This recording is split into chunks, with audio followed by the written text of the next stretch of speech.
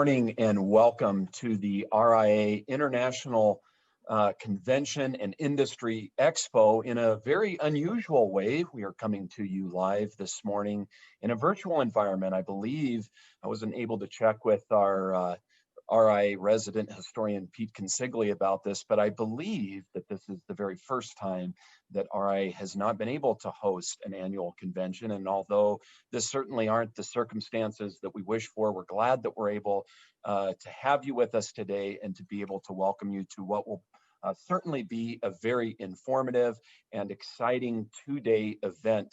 My name's Mark Springer. I'm the president of RIA, and I'm with Dayspring Restoration based in Montana.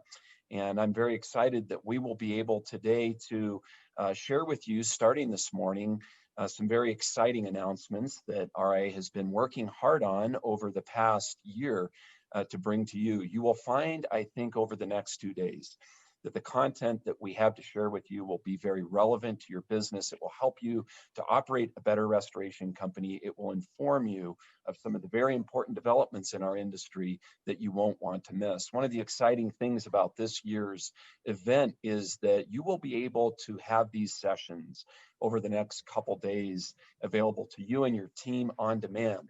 So if you miss something, I know some of our folks, unfortunately, on the West Coast won't be able to catch some of this very early content. We encourage you to go back and to watch all of these sessions. We have some incredible resources and speakers to share with you. Now, I want to speak a little bit about the theme of our event. You'll notice on the screen, you've probably seen on social media and some of the other places that we are talking about this event, that the title of our event or the theme of our event is Fragmented No More.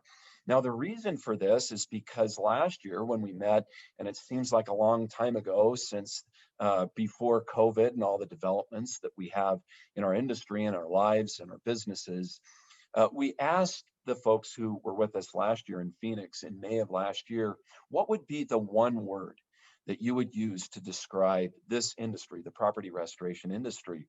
And the word that came up in a word cloud that we had was fragmented or fractured, which are very similar. And we certainly saw at that time that there was so many places in our industry where there was not alignment, where restorers did not have voice, where there was not unity in our industry. And we are so pleased and, in fact, thrilled, the board of directors and our staff and the people who've been involved behind the scenes at RIA over the past year. We're so pleased to see so much progress in this. And although there's still a lot of work to do, we can confidently say that we are fragmented no more. And we look forward to, over the next 2 days, to be able to share with you just a myriad of ways that we are aligning the restoration industry, that we are working together in ways that are unprecedented. And although this pandemic is certainly something that none of us had planned on, and certainly it's impacted us in many profound ways, we found that there's actually quite a few silver linings in this, as we've been able to come together as an industry to be able to benefit not only our businesses, but the teams that we all represent and the larger industry. Now, this event that we're bringing to you live over the next 2 days could not happen without an enormous volunteer effort. The effort of the volunteers who have brought this to you represent certainly hundreds, if not even thousands of hours behind the scenes. And of course, this year, there was really a dual event here that we had. We had planned to be together in April in New Orleans, and we had a convention team that planned a lot of content that unfortunately we weren't able to bring to you. But a lot of those efforts have now moved over into this fall virtual event. And we just really want to thank all of the people who invested so much of their time meeting weekly and sometimes even more than once per week to put together all the excellent content that you will be able to view and participate in over the next 2 days. We want to especially thank our chairwoman, Kelley Dolan from Maxon's Restoration in New York City. Kelley has been such a gift to the restoration industry. She's been very involved in helping put together this excellent event. Kelley, we appreciate your leadership. Thank you to you and then all of the team at Maxon's, which has been so supportive of your involvement. We have a couple of people there, again, behind the scenes, Jeffrey Gross being one, and then, of course, the principal and owner of Maxons, Damon Gersh, has been so helpful and allowed this participation. So we thank you for that. Our committee also includes many people in the restoration industry and in RIA's family that need no introduction, but we want to especially thank Michelle Blevins from R&R Magazine. Michelle, thank you for all you do to help us promote these events and to work behind the scenes. Jackie Carpenter, Josh Hobbs, Ben Justison, Craig Kirschmeyer, Josh Miller, Tim Miller, Kirk Prowse, Chris Rosnowski, Meredith Truitt, Katie Smith, and myself have all participated in a lot of planning. We thank you all for all of your efforts. We also have a staff that has worked tirelessly behind the scenes to help execute all these technologies that a lot of us have become experts in the Zoom world, and we want to thank them as well. Christy Cohen, our CEO, Claire McNabb is such a professional in helping us put this together. And then the rest of the team, including Julia Vargo, Brittany Martin, Jess Hall, Christina DeRose, Pamela Cummings, Christy Mahon, and Mike Dwyer. We thank you all, RIA staff members, for your tireless work in bringing this event to our members. It couldn't happen with all the hard work here behind the scenes. Now, we are starting this event with our town hall. Now, I want everyone to again know that the town hall will be available on demand after this event is over. This town hall really sets the stage for a lot of the things that have been happening with RIA and the work that we have been doing to unite the restoration industry and to speak for restorers. This is going to give you a very high-level view or vantage point of a lot of this work.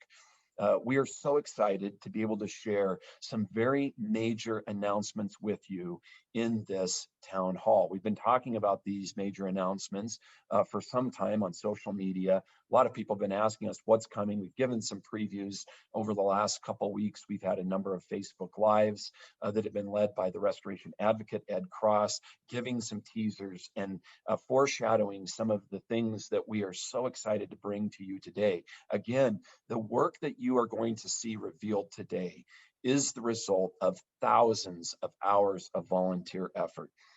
The amount of collaboration that is happening, it cannot be overstated in this town hall. Now, as we talk about some of these things that are happening that are so exciting, they're things that, frankly, I think a lot of us here who are on the board of directors at RIA, these are things that we have dreamed about, we've talked about, we've strategized around. Now they're a reality. And you're going to have a lot of questions about these things. In this platform, you can ask questions in the chat. We won't be able to answer the questions live as they come in, and we may have to have another follow-up session to address some of the questions that you have. But I want to assure you that we are going to address as many of your questions as we can. At the end of this town hall, we will be taking questions live and the ones that you've put in chat. We have a couple people who are keeping an eye on the chat, and we'll try to get to as many of them as we possibly can as we move through this town hall.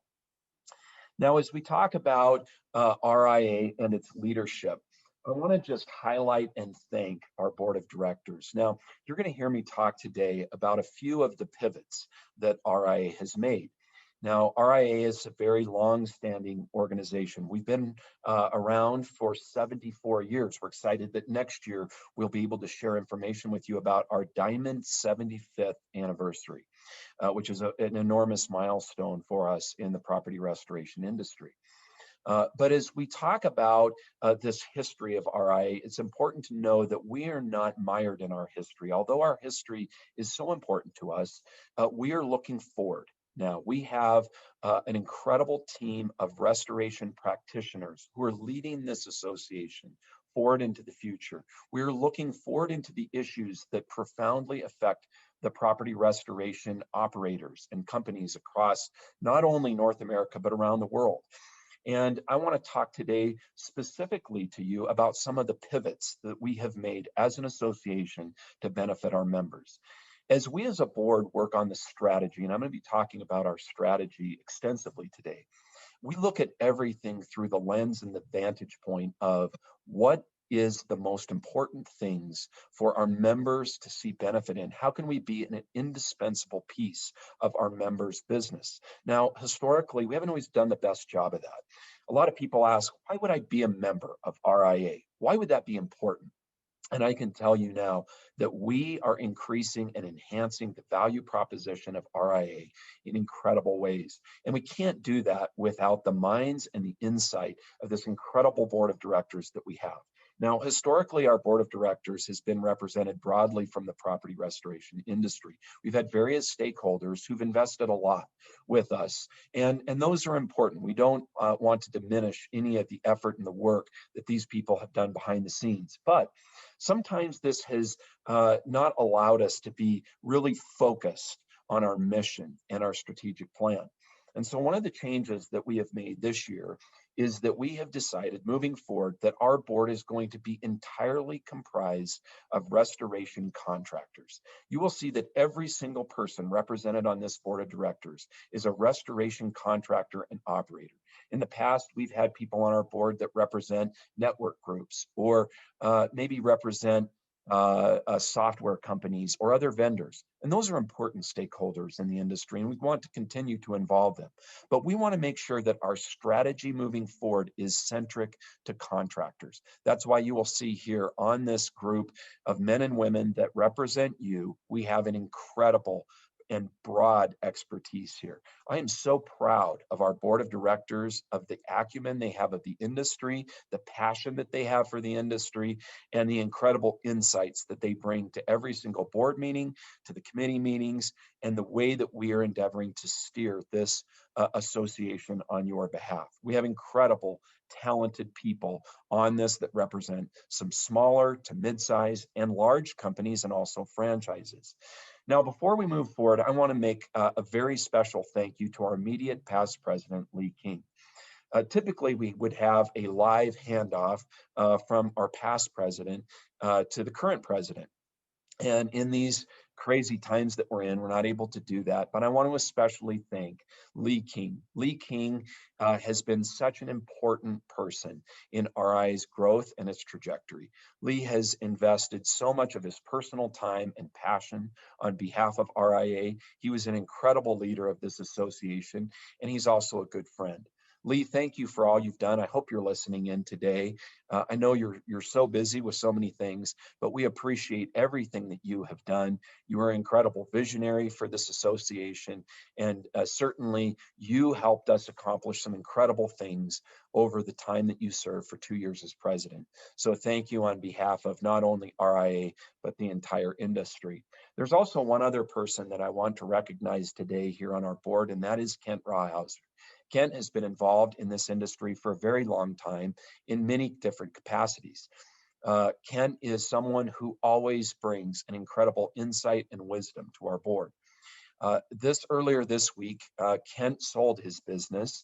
I think people in this industry have a lot of people knocking on their doors about this sort of transition, and Kent has made that transition and now looks forward to what role he will play, not only in his life, but also in this industry.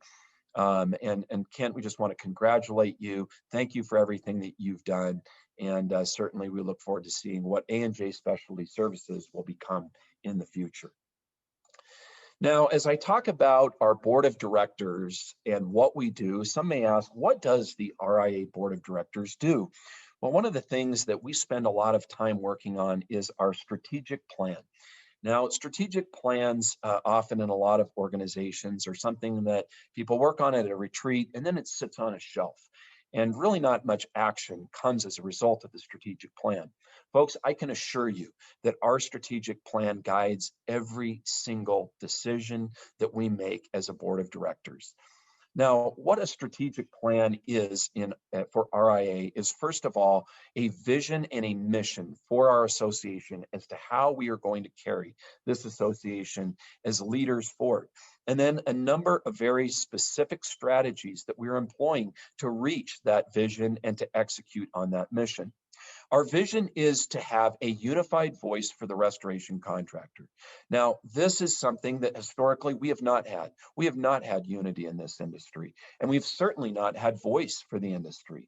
But all of the steps, all of the things that we are working toward are in that goal that we have for a unified voice for the restoration contractor. Now, there are three things that are our mission that we're going to be highlighting today. We're going to be talking about how we are advancing these three very specific things on your behalf. That is to educate, to advocate, and elevate the property restoration industry. We're going to go in depth in this town hall as to exactly how and very specifically what is happening behind the scenes, and in many ways what you're seeing on the front lines to execute on these things. Now, I'm not going to talk in depth about all of these elements of our strategic plan, but I really want to highlight what you will see today, especially as it relates to advocacy. You probably, if you were in Phoenix, heard about the AGA, or the Advocacy and Government Affairs effort that was launched last year. You're going to hear a lot during this town hall about specifically what is happening to execute for advocacy. RIA's priorities around AGA are to advance RIA's AGA priorities, involve members of the industry, stakeholders in our efforts to communicate our progress broadly, and ensure that financial resources needed are in place to do this. We are going to get into what exactly is happening to do this. We also are working to elevate the industry and then enhance the membership engagement here within our association. Now, as we move forward in this, I want to first of all, as we talk about our mission, welcome Josh Miller. Now, Josh is probably someone for RIA who needs little to no introduction. Josh, welcome here to our town hall this morning. We are thankful that you have taken the reins in our education committee, where so much is happening. And we've got some exciting things happening on the education front. I'd like you just to share some of the big things, and then we'll talk about some of the details there as well. But welcome this morning, and thanks for being here from Waco, Texas. Good morning. Thank you for having me, Mark. Yeah, so the bigger things around the Education Committee, approximately 9 years ago, for those who aren't familiar, the RIA had what was called the Gang of Nine. And that group invested tens of thousands of hours, really, in looking at what a modern restorer would need, specifically around the certified restorer designation. And they came up with the certified restorer body of knowledge. So over the past couple of years, what the Education Committee has been working on, and really what they've been able to accomplish through the efforts of many, many volunteers, is that we've now have 4 pillar designations that people can pursue any one of these designations, or they can pursue all of them if they wish to become a certified restorer. So in 2018, the contents loss specialist was launched. We had a beta class up in Detroit, Michigan. Jay Van Duzen, Mike O'Donnell, Art Johnson, Lori Young. There's a ton of effort that went into not only creating the really the class content syllabus, but I also had to write a manual. So that designation was launched in 2018. We've had a couple of classes since then. Last year in 2019, we actually had 2 separate committees going at once. So we had the WLS Redevelopment Committee, which was led by Ben Yonker up in Montana, and we cannot thank him enough for that effort. The WLS has been out for approximately 20 years or so, and so it was in need of an update, excuse me. And so Ben took the reins on that and helped to redevelop it. Well, at the same time, the fire loss specialist designation was being created, and Joe Myers up in Mount Pleasant, Michigan, was leading that committee. So last year, before COVID, we were able to get 17 to 20 of us together in Las Vegas, and the first beta class for the FLS was held. And then this year, we're super excited with the momentum that we've been gaining, not only with our new partnership with the IICRC and also our Management Company Association headquarters, but really there's a renewed interest in the industry as to how these advanced designations can help project managers and executive level leadership to advance their career. So we've had an FLS class. We went virtual. It seems everything is virtual. So we had over 20 attendees for an FLS in July. We then held the WLS class up at your office in Missoula the second week of September, where we had 15 people in person and another 10 to 12 people online virtually. So that was an interesting dynamic to have both a live and a virtual event, but it went phenomenal. We thank David Sweet, Ken Larson for their efforts. And then last week, Art Johnson and Lori had approximately 12 to 15 people in the CLS. So this year we're still, we have another FLS scheduled for December 9th through the 11th. If people are interested, we would love to get them signed up. And we're looking at scheduling dates for another virtual WLS class, which we've agreed to host in the evening here in the United States. We're going to teach it from approximately 6 p.m. to 2 a.m. Eastern time once we finalize the dates, so that the Australians don't have to wake up at midnight, but rather in America, we'll stay up for their work day. That's excellent, Josh. So Josh, one thing I wanted to just highlight, and maybe you could give a little bit of a teaser. We have a couple of previews that will be available over the next 2 days for these advanced designations, but who would be the best candidates for an FLS or a WLS or a CLS? Who are the ideal folks that would participate in this sort of education? Yeah, Mark. So the ideal folks that would want to be in there or to look at this are people that have they've already pursued, or they have a great foundation from their IICRC technical courses. And now what they're looking to do is they're looking to add that project management level, or really we could call them a consultant level, where they can go to the job, and when they're on the job, they would be the expert who could speak to what the standards and the regulations are, what those require, but also they would be able to write a non-biased, keeping their opinion of it, a professional or a formal report as to what needs to be done on that job. So people who are project managers, vice president of operations, operations managers, anyone at that level or above, they're really, what we're looking to do is to build on that technical knowledge that the IICRC does such a nice job of building a foundation. This is when we want to keep our education going. Those are the ones that would want to come to these courses. Excellent. So these 3 pillar designations are 3/4 of the CR pillars, and we're excited that the 4th pillar is nearly complete. And we have Nora Skierhart, who is the chair of the Environmental Restoration Specialist designation, the 4th and final pillar that have been really in the works now for 11 years. It's so great to be coming down the home stretch. And Norris, I wanted you just to speak a little bit about the work that your committee is doing, and how this designation is different from anything else that we've ever had in the restoration industry. Sure, Mark, thank you. And it's been a privilege and a challenge to be a chair of this committee. I want to just mention the other folks who are currently serving on it. Laura Young, who is our chief cat herder. She keeps all of us straight and does a great job of keeping us on track. I don't know what I'd do without her with this process. We got Michael Pinto, Penny Chalo, who I always pronounce her name poorly. I'm sorry, Penny. Tom Licker, Scott Vogel, Mike McGorry, and Keith Daxon. Now, there's some names there that you may not recognize for the long-term RIA folks who've been around.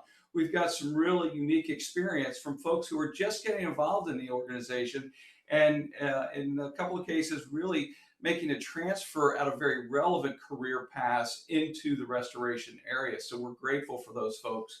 And then, of course, Latrice Brookins has been fantastic at supporting us as a committee. So again, I want to thank her and the management group for the work. It's a really refreshing change, I can assure you.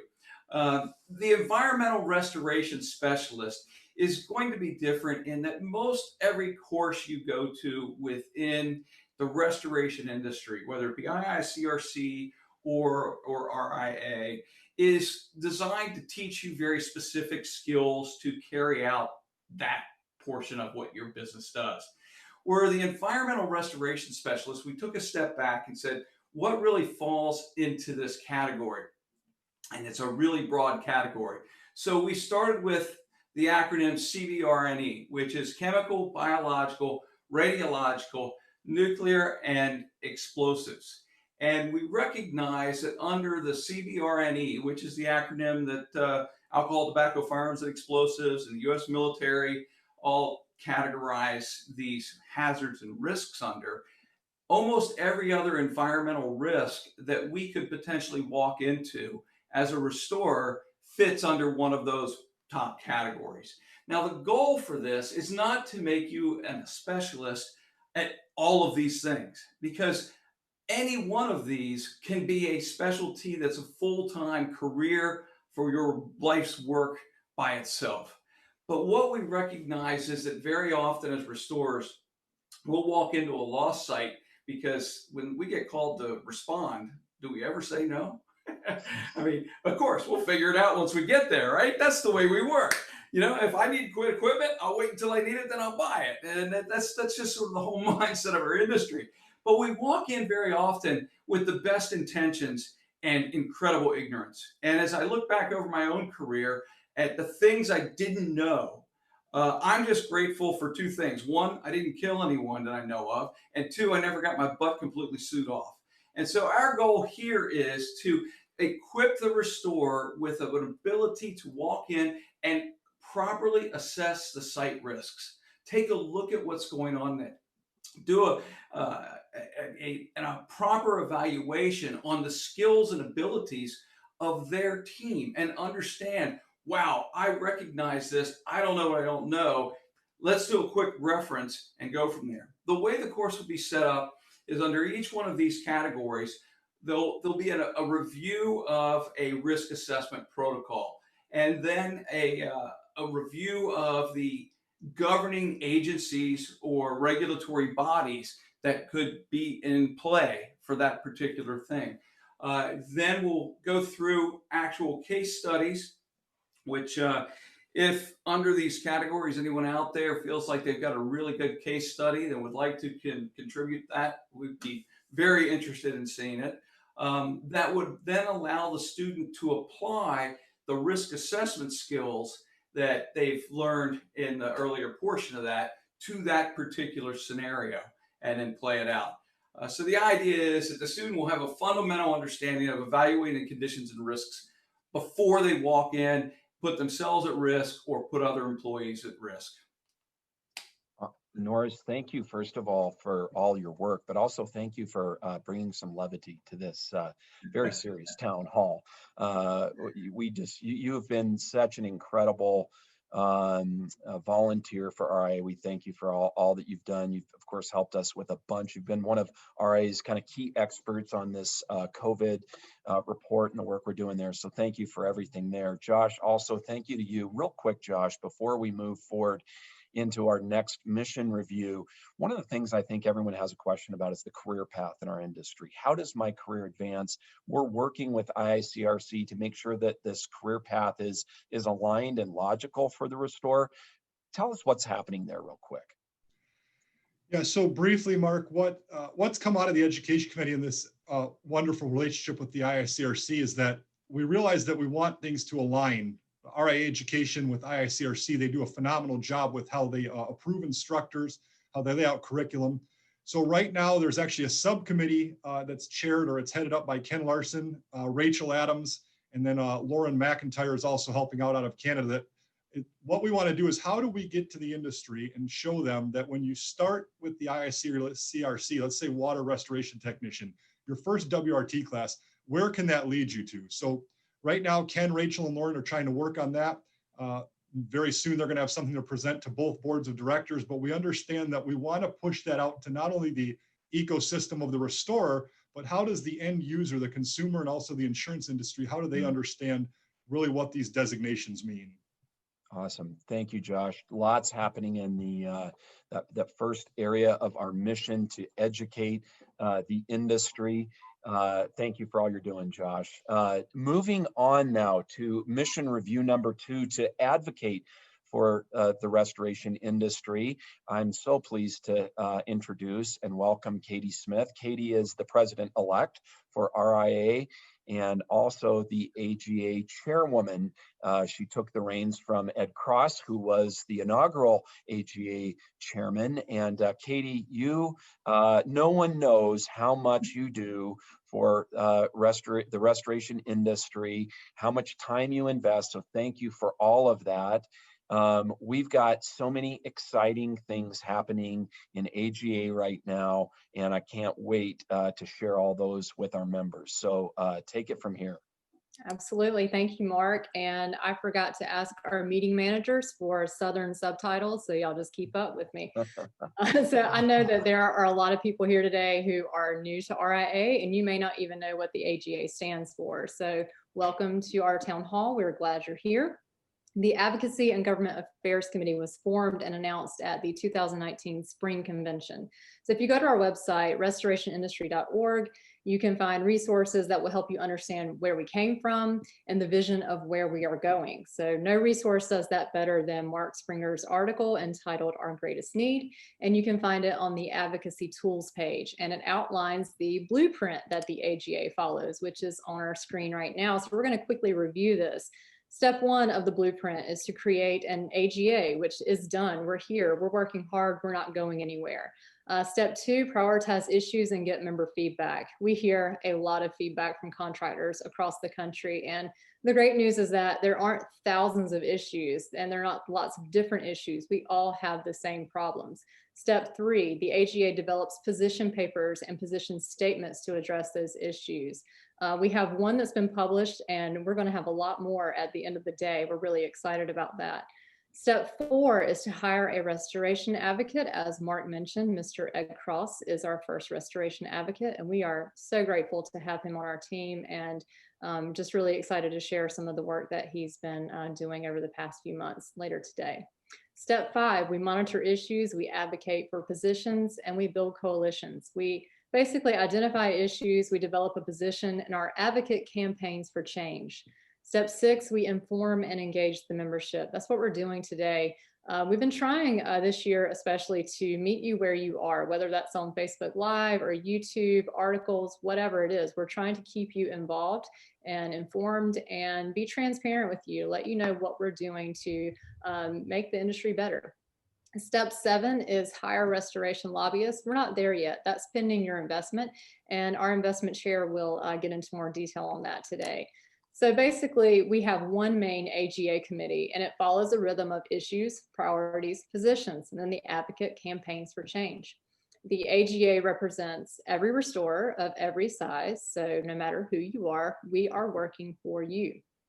And based on the issues we want to address, we then form task forces, and we currently have 3 active groups working right now.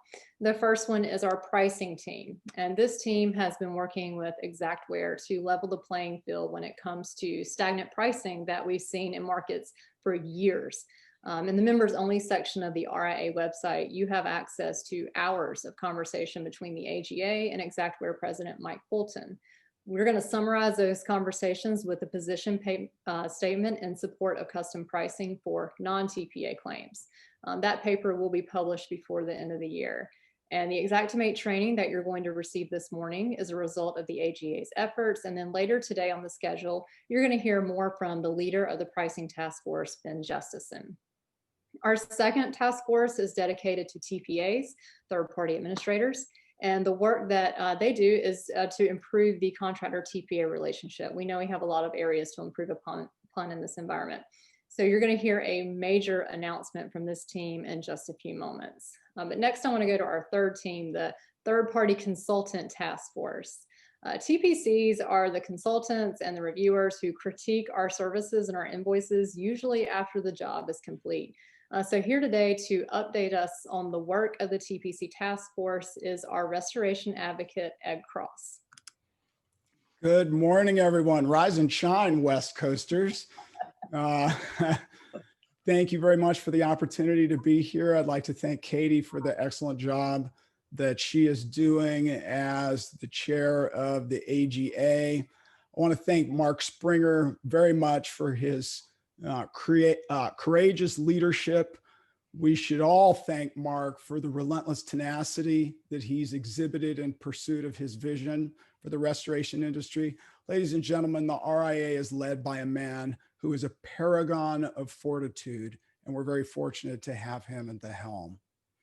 I am really grateful to the RIA Board of Directors and the rest of the membership for the opportunity to serve as your advocate. I've been attending this association's conventions for decades, and I believe this may be probably the most significant one to date.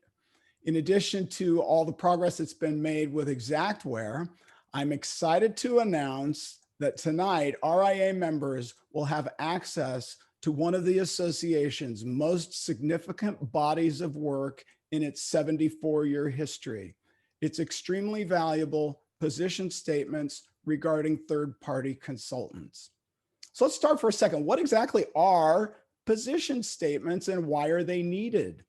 Well, one of the reasons in my experience that restorers get chiseled down on their invoices is that before AGA, the industry was really not organized in the right way because it hadn't banded together to reach consensus on key issues. Most of the industry, unfortunately, is not singing off the same sheet of music. And unfortunately, some, but not all, insurance companies and their partners have used this against restorers, trying to divide and conquer. How many times have you been told, you're the only one in town who does it that way? Well, with RIA position statements, you can say, no, I'm not the only one, and here's the proof. The RIA position statements are strong but respectful arguments that restorers can use when conflicts arise on settlements. They're not calling cards that you break out in the first meeting when you meet with a consultant or an adjuster.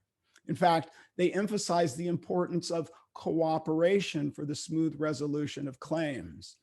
But unfortunately, some insurers and their partners, they get too aggressive, and the position statements show you where a large group of industry experts believe you can draw the line when you've decided you have compromised enough.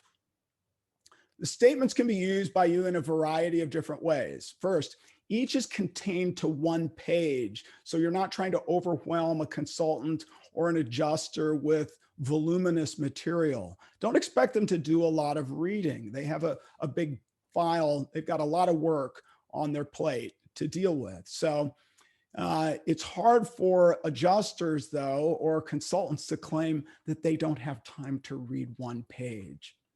Now, in many cases, you may find that it's easier if you don't use a whole page. In fact, you might want to just take a quote. You might want to take a paragraph or even just a sentence, or even just incorporate the concepts into your conversations or your emails. So our hope is that you'll make these points part of your everyday language so that the insurance industry and their partners can see the unity in the industry and then give it the respect that it deserves.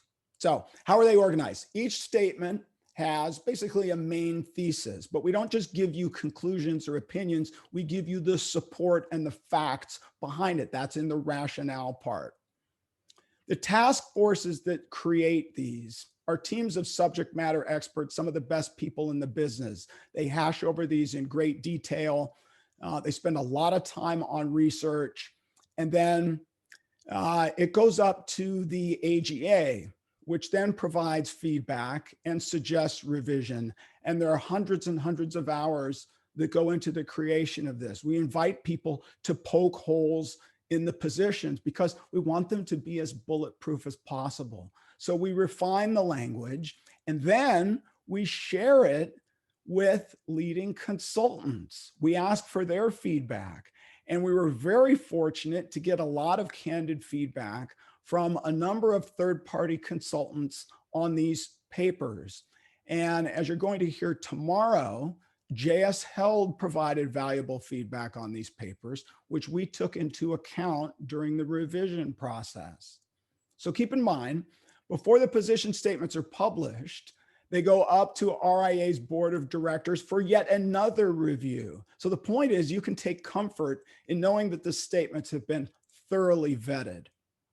Now, when we refer to TPCs, third-party consultants, we're talking about consulting companies. We're talking about independent adjusters, bill reviewers, and construction specialists who are hired by an insurance company to review the work or the prices. We're not talking about TPAs.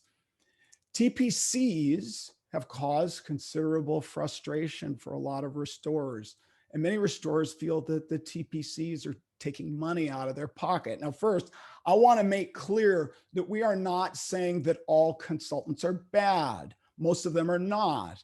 But on many jobs, consultants kind of get a little bit out of control.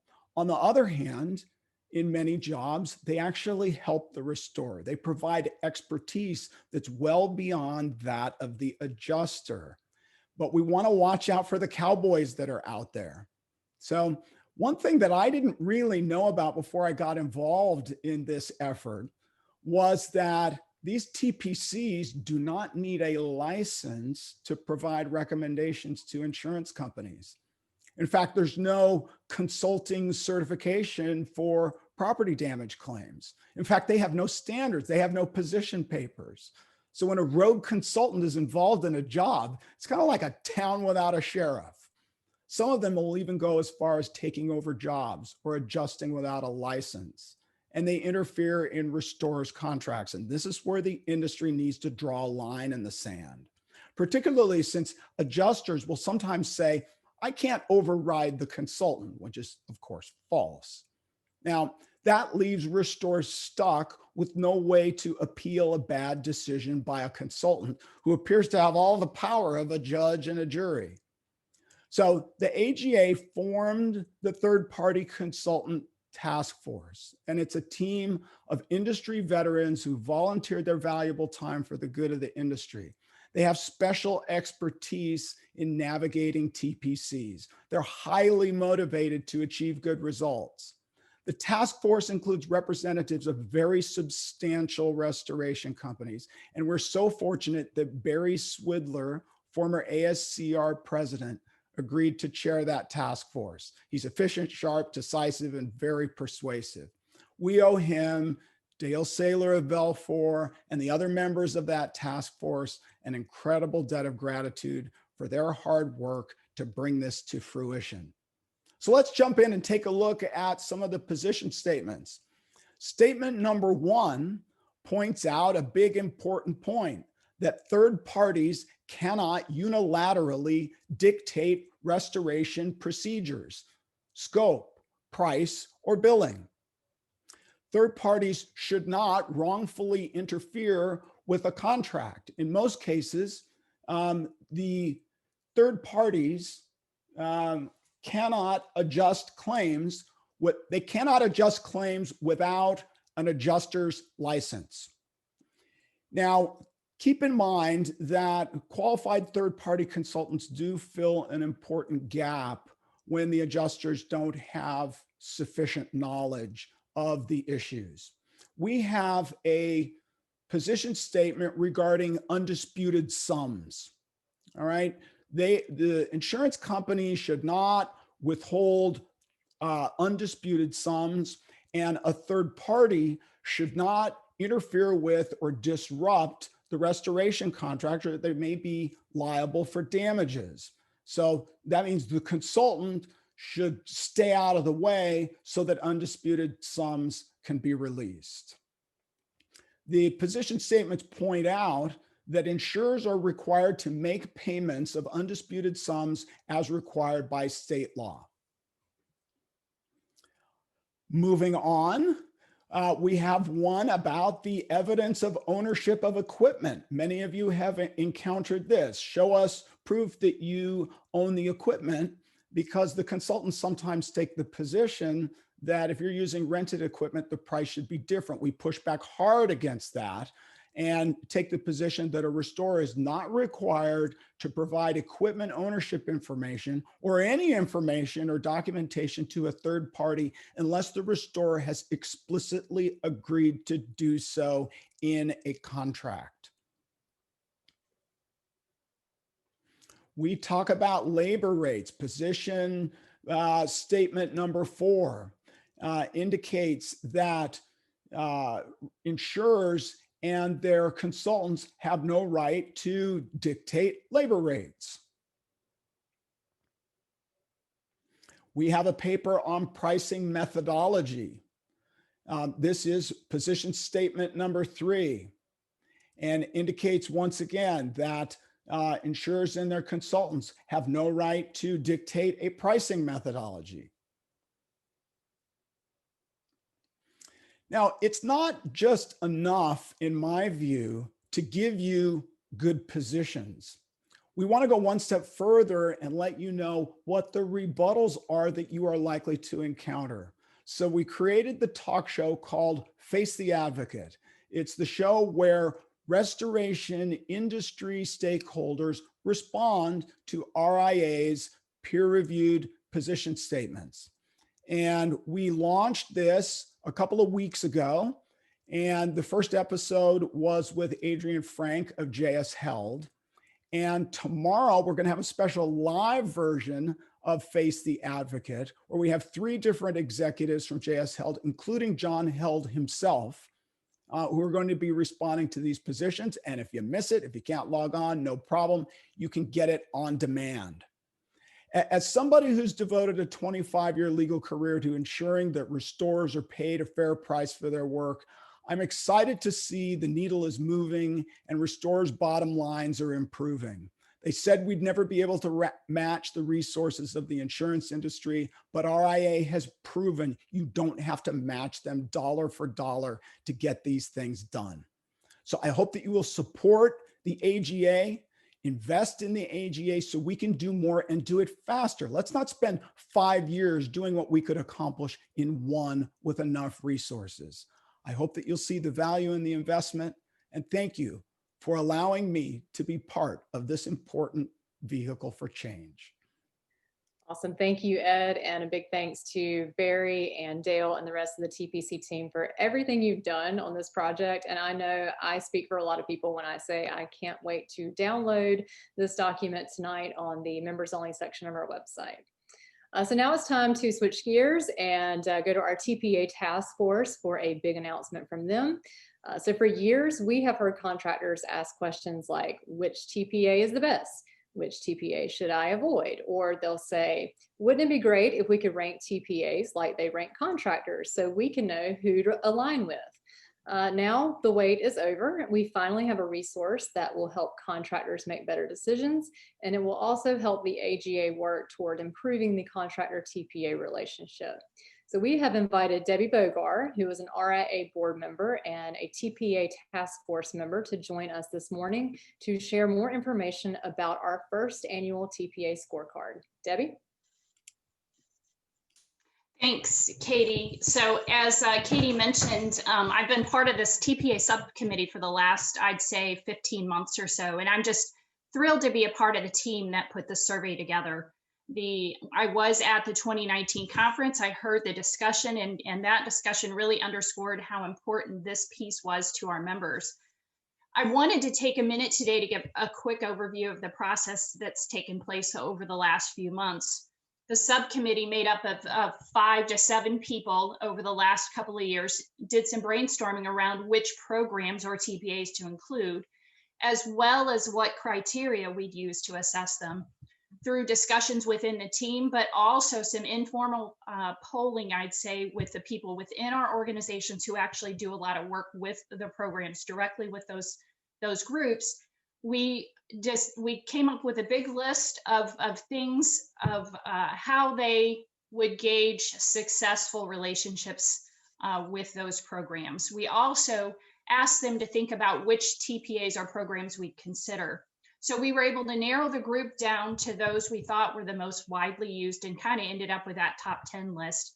And for the criteria, we had a big list that was about 25 or 30 lines long. We were able to organize that list into categories. And then from the categories, we boiled it down to the statements that we ultimately ended up using on the survey itself. Once we got down to those 6 statements, we also talked about the weighting of each of those statements. What was the most important criteria versus what was the least important? So that's why there's a difference between the raw scores and the final scores, the final weighted scores, once you see the results. So once all of these details were nailed down, we actually set up the survey. We did make sure that it was anonymous. I know that was really important to everybody. And so it was an anonymous survey. And I, for one, we were really, really thrilled with the response. We had over 900 people who responded to the survey. And that just blew me away. So then you get 900 responses how do you make sure the data is good? So we did take steps to make sure that the data was fair and reasonable. I did a review of IP addresses. We had some other people looking at the data.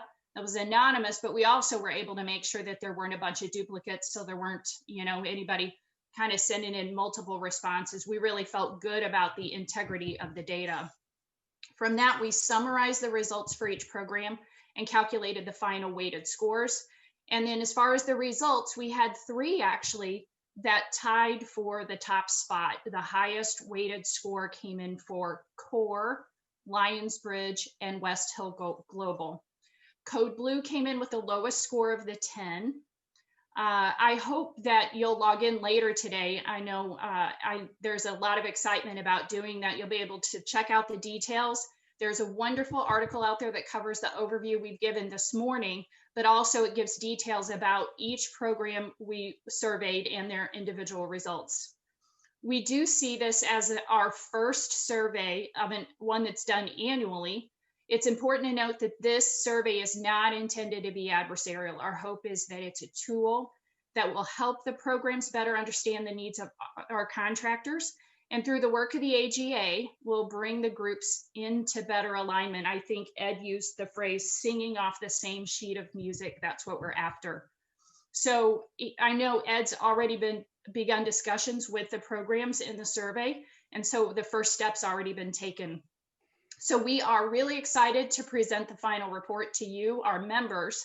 And of course, we welcome any feedback. There's a note in there about how to get any feedback to us.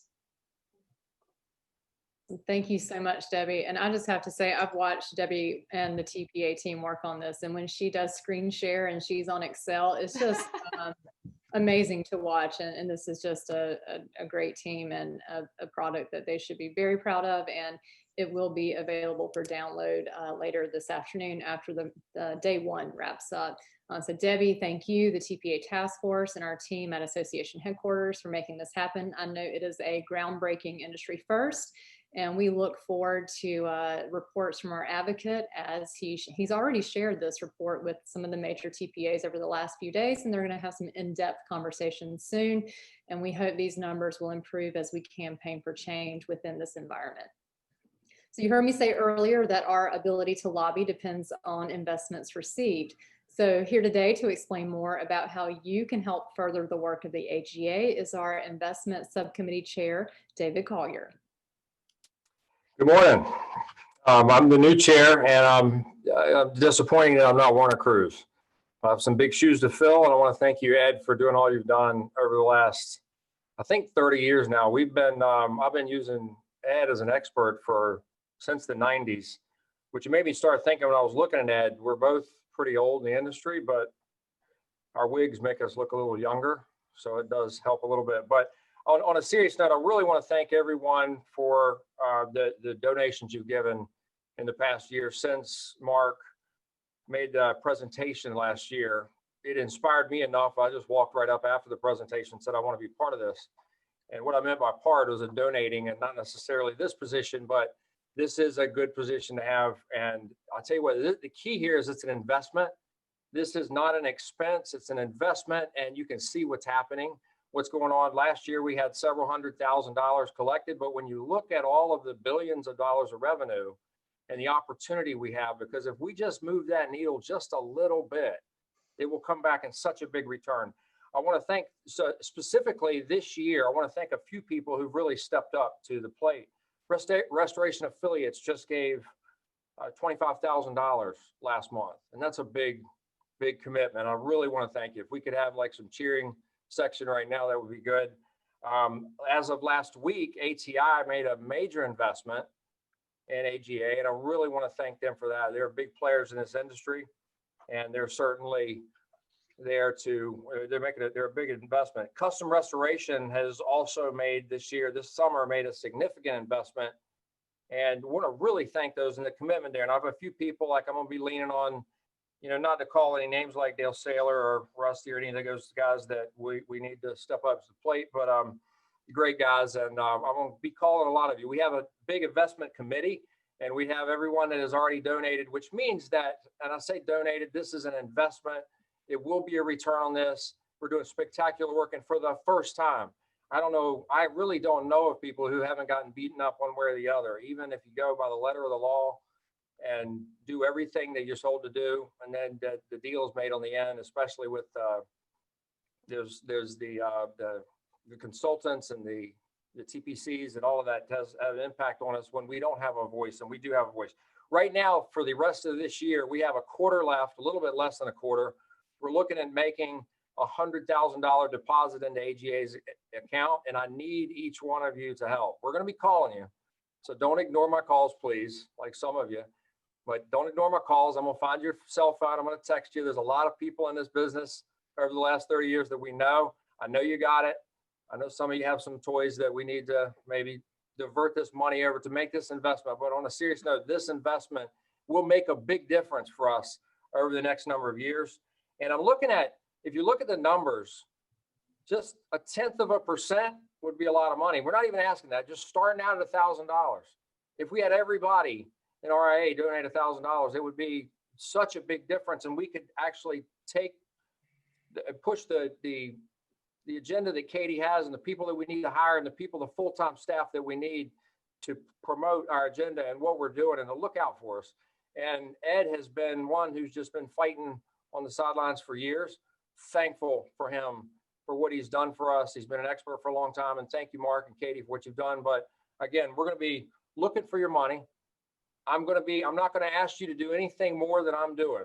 That's really important. None of us are really good at asking for money. I don't know how to ask for money. It's difficult. And none of us are, we're all independent. We're pushing out there. We don't know how to do this, but we're going to be doing it. And I'm not going to ask you to do anything more than I'm doing. And I can't even come close to doing what Mark and Katie and Ed and Norris and Josh and the ones in Warner, especially, I want to give a big shout out to him and all the work he put on last year. So thank you for that. We're going to be asking for your money, and it is an investment, and it's a good investment for your future. Thank you, David. We appreciate that. And if you want to avoid that phone call, go ahead and go to restorationindustry.org and click on Invest in AGA under the Advocacy tab. So thank you to everyone on the investment team. Again, thank you to everyone that's shown us support in the last 18 months with your investments, especially Custom Restoration, ATI, and the members of Restoration affiliates. And I just want to wrap this up with a big thank you to Mark Springer for leading this movement and providing a clear vision and blueprint for us to follow. And I speak for everyone at AGA when I say it's a pleasure to be on this high-performing team and to serve the members of RIA. Thank you, Mark. Thank you, Katie, and all of the folks who shared with us today. I want to just say that this movement has advanced so much more quickly than I ever could have imagined. I mean, it has exceeded, for us to be able to release 8 TPC position statements here at our conference, to have a TPA scorecard release, to have training here just very shortly that you'll be able to have that is specifically in alignment with what our members need from Xactware. These things are just incredible advances. And I can say this, there is no way we would be where we are today without the work of Ed Cross. Ed, thank you for everything that you've done. No one will ever know how many hours you have spent on this movement while still operating a very successful law practice. It's an incredible gift to all of us. Thank you for all that you're doing. And again, thank you to all the folks who are making investment in this. Dave, I'm not sure if we told you that there's a $100 fine every time you use the word donation. So I think you just gave like an $800 investment just through using the word donation like 6 or 8 times. So hey, we appreciate all your energy and what you're bringing to this. And again, you already said it, but thank you to Warner Cruz. Warner, thanks for everything you did that just plant so many seeds and to bring in such an incredible investment here in the first year, like was already said by David, over $200,000 in less than 1 year. As we move on to our final review of our mission, and folks, I hope you were able to see today how much is happening to advance the mission of RIA. It is so exciting to work with such talented people who are so passionate about what we're achieving. Now, elevating the industry, here's the last piece that we're going to speak to.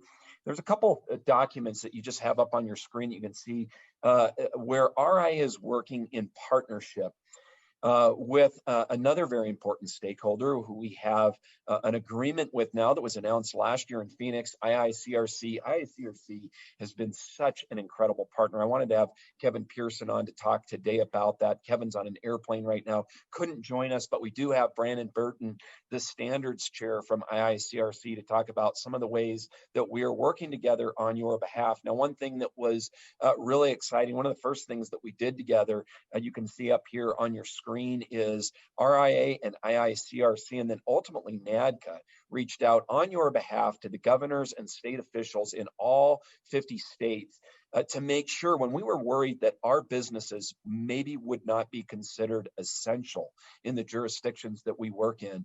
We heard about a restore in California that was extracting water in a commercial loss, and they were sent home because they were not at that point considered essential. We knew that had to change. So we immediately reached out to the governors in all 50 states, and in every single state, that was able to be changed. Every single state, restoration services were considered essential. But that's just one of many things that have been happening to elevate the property restoration industry. And Brandon, thank you for joining me today. I wanted you to talk a little bit about what we're doing together for the S700 fire standard, and then we'll talk about the COVID documents as well. But welcome. Thank you for being here today, Brandon. Thank you, Mark. I appreciate it. I was just kind of reflecting on the S700 and the fire standard, and wanted to share that I had recently had somebody ask me rather, what was the single most exciting moment that I've had in my work in standards. I've been involved in standards through ANSI and the ICRC for a little over 15 years now. And over that tenure, the single most exciting moment for me has been when the S700 consensus body was born. And that is because that was the moment at which the combination of the efforts of the RIA and the ICRC really came to its first solid, tangible work product that this industry was going to directly benefit from. The S700 consensus body, just give a little bit of background for everybody, is a consensus body that is constructed under the ANSI process to develop the first ANSI fire damage restoration standard for our industry. And what's really unique about the S700, what's really exciting about it, is under the leadership of Bran Lynch and John Pletcher, what we're really doing is we're taking the work of FS1, the work that had been completed by the RIA over a very long period of time in developing a really solid foundation for a fire standard, and basically taking that through the ANSI process to ensure that that work is memorialized as an ANSI standard. And the consensus body itself really, it's a great reflection of that combination of the industry, that elimination of the fracturing of the industry. And just to mention one name in particular that really makes me think of that is one of the consensus body members, Cliff Solotnik. Many of you know Cliff. I'm sure all of you know Cliff, but Cliff is a great representation of the history of our industry and where our industry was really born, especially on the fire restoration side. And to have individuals like that have been a part of this industry for so long, now a part of this ANSI process, in addition to Bran and John and all of the other consensus body members, is really exciting. A lot of you are probably wondering where the standard's at, when is it going to publish? It's really difficult to predict when a standard will be completed.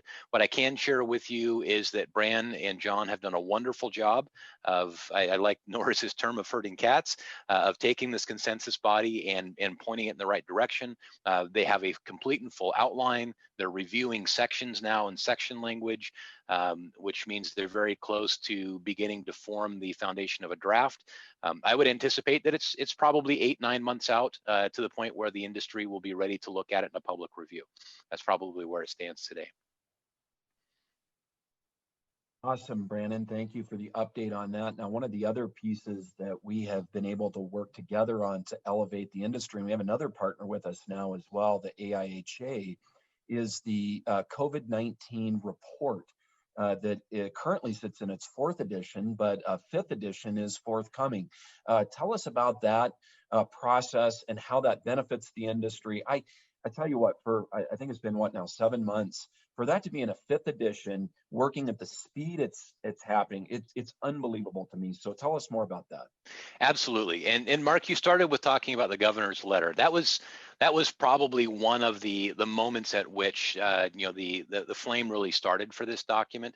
As the pandemic began to set in, the industry saw a great number of impacts that were impeding our ability to do what all of us are so passionate about, and that's taking that moment of chaos in the lives and businesses of our communities and restoring the normalcy to that environment for the customers that we serve. And this paper was really born out of the effort of multiple documents that were being generated by several different entities, and really embodies the nature of eliminating that fracturing of the industry. The RIA at that moment was working on a document specific to providing COVID-19 services. The IICRC was working on a document that was specific to helping mitigation companies sustain business and sustain operations during the pandemic. And the AIHA began to work on documents about safe work practices and reopening businesses, et cetera. So this document represents bringing those 3 entities together into a single resource to help the industry really grapple with how to just move forward and continue to be the restoration community in the wake of the COVID-19 pandemic. The other thing that this paper really tackled is how do you take information like this that is so time sensitive, that is so critical, and bring that to the industry in a timeline that is actually practical for the industry to consume it, right? Normally standards, I just share with you the fire standard, it's already been underway for several months, and at a minimum, we're 8, 9, 10 months away from getting that out for a public review in draft form.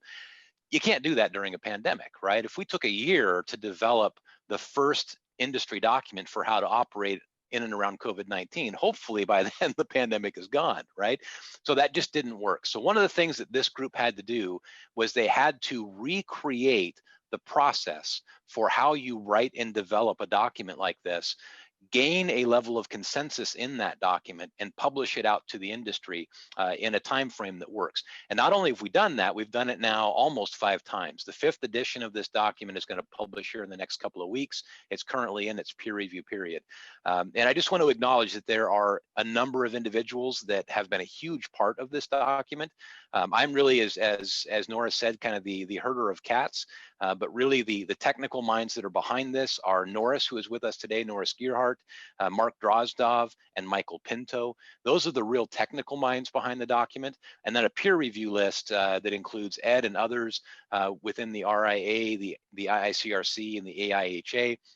That comprises 30 different individuals that all look at it from a technical standpoint and a practical standpoint to ensure that the language is applicable, it's reasonable, and that it's going to do what it's set out to do, and that is ensure that we continue to operate effectively and safely in the midst of the pandemic. So it's in its 5th edition soon. It'll be out in a couple of weeks, and you'll be able to find the document just as you have with the first 4 editions on ria.org, or on the Restoration Industry website. You'll also be able to find it on the IICRC website. Excellent, Brandon. Thank you for that update and for everything that you are doing to help advance this. One of the other things that we have done over this past year to elevate the industry is to host industry briefings. I think that we've done about 9 industry briefings this year. This allows us to communicate, especially in the midst of the pandemic, with our members, often in real time. And I hope that if you are not following RIA on Facebook, please like our Facebook page where you will be informed about these industry briefings. Most of the industry briefings, not all, but most are available to the general public. Some are available to members only, but certainly encourage you to follow us there so that you can see what is happening in real time. Brandon, a lot of folks expressed a bit of reservation as to whether or not RIA and IICRC would be able to cooperate, if egos would be able to be checked at the door and would be able to advance the industry together. From my perspective, in every way possible, we have exceeded even what I would have thought would be possible. Any perspective from you on that? Because I know you've been, for over 2 decades in this industry as well, and you know a lot of the kind of backstory on some of that. What's your perspective on that? About 20 years ago, Mark, I served on what was then, the Water Loss Council for the RIA, and I had also at that same time, or very shortly after, began to serve with the ICRC standards. And at that time, our industry was definitely fractured. There were very common efforts being undertaken, but there was not collaboration between organizations. I can tell you directly from my experience in the industry that over the course of the last 24 months, the collaboration that I have seen, that really, the heat of even the pandemic, applying like heat to precious metal and pulling out the dross so you can purify it, that has occurred with that collaboration. Because we've been driven to a point where collaboration was the only way that we were truly going to serve the restoration community. And the evidence of that is in many things that we've heard today, starting off with the education committee and the work that Josh and team have been doing collaboratively with the RIA and the ICRC to ensure that we have an appropriate career path, all the way through to the items that we just discussed. The leadership of the S700 are the individuals that participated in the development of FS1 for the RIA. And they are leading the charge for the development of the ANSI standard in combination with several industry stakeholders that have participated in standard writing with the ICRC for decades. And even this document here with COVID-19, it's another wonderful representation, proof, and evidence that the industry is at a point now where we understand that we're all working together and we're in this together to ensure that the restoration industry continues to grow, to develop, mature, and serve the constituents and the customers that we're here to serve. So I've never been more confident, and I've never been more excited about the collaboration that we're seeing in the industry. And it's an honor to be sitting at a seat where I get to be kind of right in the middle of some of that and really just see it at the ground level, to see the efforts and the energy that are being put in by folks that have been, historically such a deep part of the RIA, and then historically such a deep part of the ICRC, really become friends, to become comrades in arms as they work through these projects. It's been wonderful to watch. Awesome, Brandon. Thank you for that. And certainly we thank Kevin Pearson, Michael Dakduke, and the rest of the IICRC board of directors and volunteers who we have been able to collaborate with. We look forward to building on this relationship and advancing the industry together. Folks, thank you for being here for our town hall. I hope that you are excited, and I hope that you are inspired to join us in really the two most important things we are doing here at RIA to both unify the property restoration industry and to be the voice of the restorer. We can't do this without volunteers like you. If you have a desire to get involved, to get engaged with this movement, we welcome your involvement. Now, I'm going to tell you right now, it's hard work. Most of what you do will never be seen or recognized. This is the work of the volunteer. But you will be able to help shape the future of this industry. We need your help, and we hope that you will join us. Now, one thing that we're really excited about, and we hope that you will mark your calendars for, is June 28th to 30th next year, providing that we can see this pandemic die down. We will be in person. I really hope that we're not coming to you virtual again next year. It's going to be a little warm in Kissimmee, Florida in June, but hey, I would rather be together when it's warm than be apart when it's cold. So our 75th diamond anniversary is a huge milestone for us. We'll be at the Gaylord Palms Resort and Convention Center. So excited for that next year. So please mark your calendars and help us unite the industry, and we welcome you to join us as a voice for the industry. Now, folks, we technically are at the time that we come to a break. And if you need to take a break before our next session, you're certainly welcome to do that. But we have such a distinguished panel of experts who are with us today that we wanted to be able to answer some of your questions.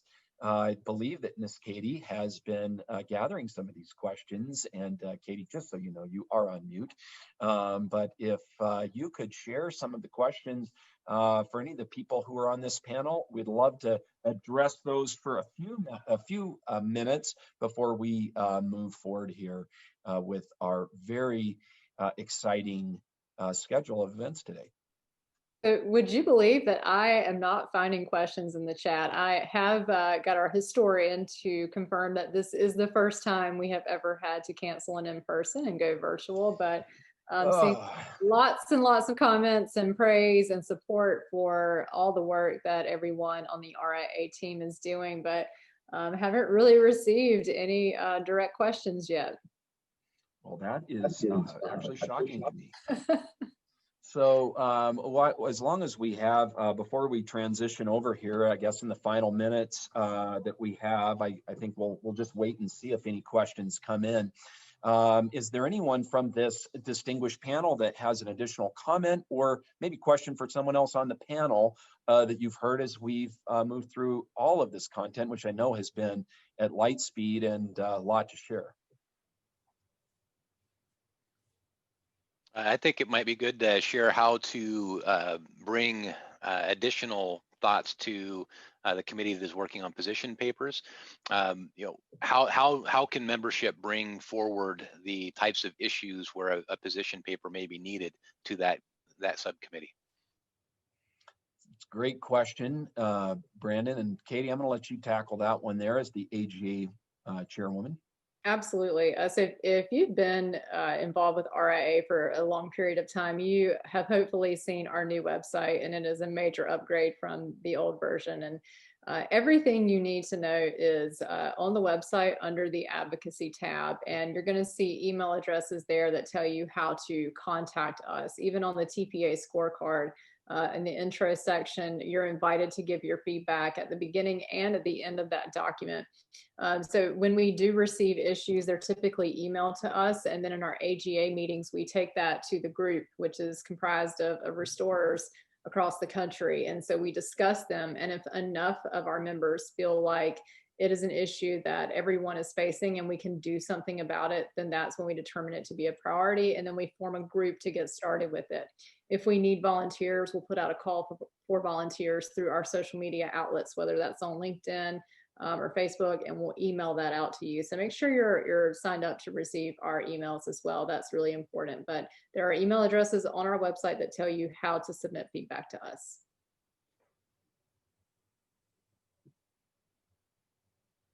Excellent, Katie. Thank you. Any other comments? Otherwise, we'll let folks get to their break.